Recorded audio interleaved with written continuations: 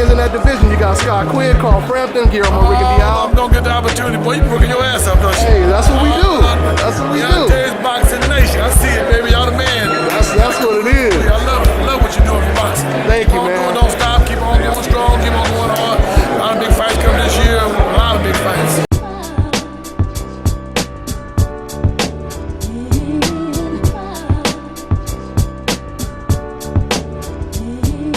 DONTAE'S Boxing Nation, what's going on, guys? Man, I just got done watching a hell of a fight. I don't even know where to start when it comes to this fight, man. I guess I'll start with saying congratulations to Robert Easter Jr. This man is no damn joke. And when I say Robert Easter is no joke, because he had to go through hell to beat one of the most determined, one of the most durable, one of the most skilled fighters in the lightweight division, and that is Richard Commey. This is a candidate for Fight of the Year. It was back and forth competitive action. I want people to understand, you know, it's easy for two fighters that aren't that skilled to just throw punches at each other and they're both getting hit. That's typical. That's something you see all the time, right? I mean, you could see that at the liquor store. You could see two drunk, winos in the front of the liquor store doing that, right? You could see two clowns at a club just throwing punches and both of them are getting hit.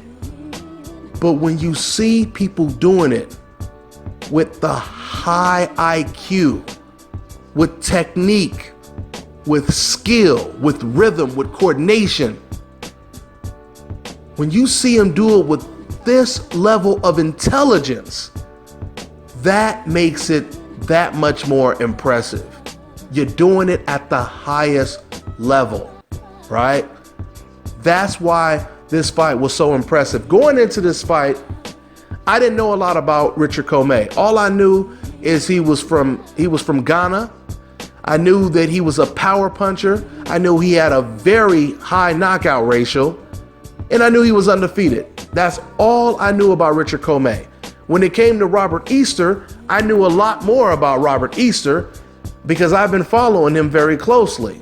And, when I seen him annihilate Argenis Mendez the way he did it, I was really impressed, and I said, this guy right here has a very bright future in the sport of boxing. And I favored, going into this fight, I favored him to win this fight. I felt not only would he win this fight, but he would do it in a very dominant fashion, a very impressive fashion, right? It turned out it was an impressive performance by Robert Easter, but it wasn't a dominant performance. And you have to attribute that to how good Richard Commey was or is, right? I mean, the whole thing is, when you look at Richard Commey, and I had a couple people say, he's a power puncher, but he kind of swings wide. So going into this fight, I'm expecting Richard Commey to be this wild, swinging, flat-footed, one-dimensional fighter. Man, I could not have been more wrong, because Richard Commey, he was in there boxing. In some rounds, he was actually outboxing the boxer Robert Easter. I mean, his right hand was so unpredictable. He was able to counter Robert Easter pretty much the whole night with that sneaky ass right hand that he had. And it was a powerful right hand. And he would throw it different ways. I mean, basically he was countering Robert Easter's jab the entire night. He would counter the jab with that overhand right. Sometimes he would surprise Robert Easter and he would throw a lead right hand and he would land it. Now, and it looked like Robert Easter, he started to adjust and he kind of took away the right hand in the middle of the fight, right? In the middle rounds, I should say. But then later on, that right hand found its target in those later rounds. And Richard Commey, he started landing it again. Matter of fact, he ended up landing a picture perfect counter right hand. It's interesting because The sequence was very reminiscent of Manny Pacquiao when he got knocked out by Marquez. If you guys remember, in that knockout sequence, Manny Pacquiao, he was coming in with feints. He was coming in stutter step, and he was feigning with the jab. He was trying to set up his big left hand. But before he could get that left hand off, Marquez, he caught him with a perfect counter right hand. This is pretty much exactly what happened to Robert Easter when they ruled it as a knockdown. Robert Easter was coming in with feints. He tried to come in with a quick 1-2, and before he could get that 1-2 off, Richard Commey, he timed Robert with a perfect right hand that kind of stunned Robert Easter. But this just shows you the durability, the toughness of Robert Easter, and his chin, of course, obviously, right? Because Robert Easter, he buckled, and the referee didn't really catch this because the referee ruled it as a knockdown. But Robert Easter, he buckled, but his glove never touched the canvas. So technically, that really wasn't supposed to be a knockdown, but they ruled it as one. But once again, this just goes to show you how tough Robert Easter is. You guys have to understand, he wasn't just getting hit by some, this wasn't some cherry-picked, easy opponent, okay? This wasn't just a journeyman that was in the ring with Robert Easter and it was supposed to be just regular business in the office as usual. It wasn't that type of situation. Robert Easter got clocked with a power puncher, an undefeated, hungry, determined contender, okay, to win this vacant belt. And he caught Robert Easter with a perfect right hand. And you could see he had all the power in it when he threw it, Richard Commey. And Robert Easter, to his credit, he took that shot. He ate that right hand. And he came right back and he was ready to retaliate. And right after the referee did the standing 8 count, Robert Easter, he came back and he landed a huge right hand on Richard Commey in the same round. And then you fast forward to the last round, then that's when Robert Easter got his payback. All of a sudden, he catches Commey with a picture-perfect right hand that buckles Richard Commey. And Richard Commey's knees come inches from touching the canvas and it being ruled an actual knockdown. So I was really, really impressed, man. I was impressed with both fighters. Richard Commey, this fight was so competitive that there was really no loser. There was really no loser when it comes to this fight. Of course, there's a blemish on Commey's resume, but there was really no loser in this fight. And I'm telling you guys right now, despite Commey losing this fight, I truly believe after what I just witnessed, I believe that Richard Commey is most likely the best fighter from Ghana since Ike Corte. I truly believe that. Do you guys know that Richard Commey only has 12 amateur fights? He only has 12 amateur fights. And Robert Easter was an Olympic alternate for the 2012 Olympics. Okay? That just goes to show you the type of experience that Robert Easter has, of course, compared to what Richard Commey has. So I was really impressed with both fighters. This is how you gauge how good a fighter really is, when you see him dealing with this amount of adversity.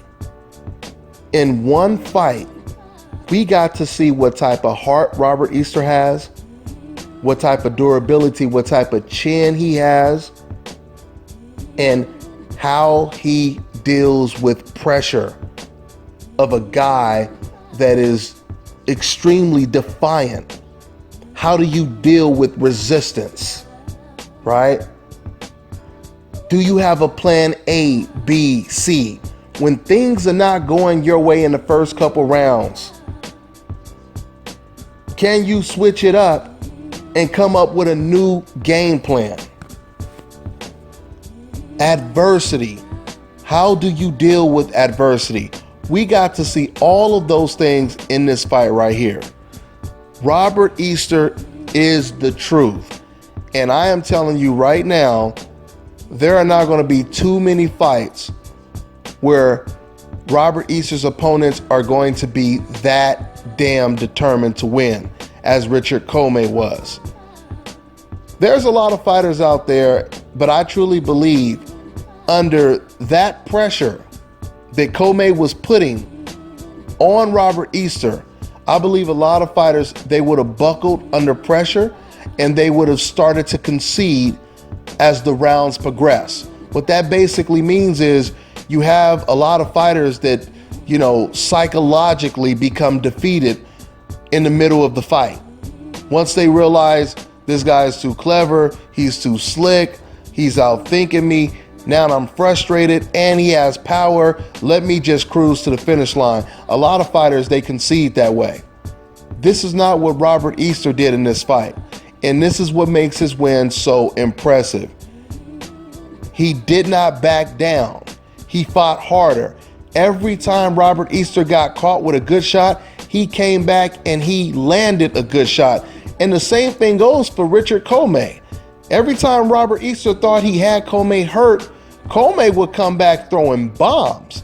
You know, in the first couple rounds, it was impressive because it was interesting, I should say, because it was a time where Robert Easter, he was trying to really impose his will on Richard Commey. He was trying to apply a lot of pressure. And even though Robert Easter is the tall, lanky fighter who could easily just control a fighter from the outside all night, that's not Robert Easter. Robert Easter, he likes to fight on the inside and the outside.